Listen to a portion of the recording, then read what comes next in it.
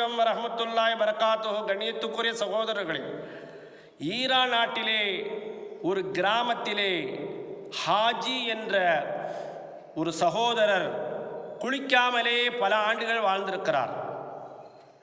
அவர் 94வது வயதிலே மரணம் அடையும் போது அவரை பற்றி பத்திரிகையிலே விமர்சனம் செய்கிறார்கள். அழுக்கு மனிதர் இறந்து விட்டார் என்பதாக விமர்சனம் செய்கிறார்கள்.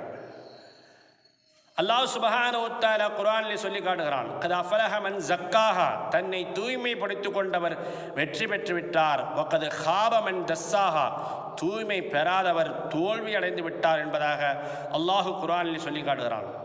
இந்த மனிதர் பல ஆண்டுகளாக குளிக்காத காரணத்திற்காக இவருடைய நடவடிக்கை எல்லாம் மாறிவிட்டது. உணவை எப்படி எடுத்துக்கொண்டார்? இறந்த மிருகங்களுடைய அந்த உடலை தான் உணவாக எடுத்துக்கொண்டார்.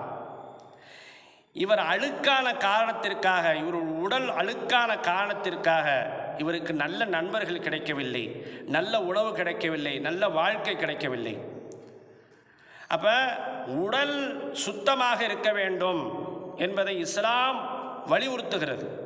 இந்த ஹாஜி என்ற பெயரை கேட்டாலே அவர் இஸ்லாமியர் தான் என்பதாக குறிப்பிட்டு சொல்லலாம். ஏனென்றால் ஹாஜி என்ற பெயர் ஒரு இஸ்லாமிய பெயராக இருக்கிறது. அப்போ அந்த மனிதர் ஸல்லல்லாஹு அலைஹி வஸல்லம் அவர்களுடைய பொன்மொழியை கேட்டிருந்தால் கூட வாரத்தில் ஒரு நாளாவது அவர் என்ன செய்திருக்கலாம்? குளித்திருக்கலாம். ஸல்லல்லாஹு அலைஹி வஸல்லம் அவர்கள் சொல்கிறார்கள் அல்லவா, ஒவ்வொரு வெள்ளிக்கிழமையும் ஒவ்வொரு ஆணும் பெண்ணும் கட்டாயம் குளிக்க வேண்டும் என்பதாக ஸல்லல்லாஹு அலைஹி வஸல்லம் அவர்கள் சொல்கிறார்கள்.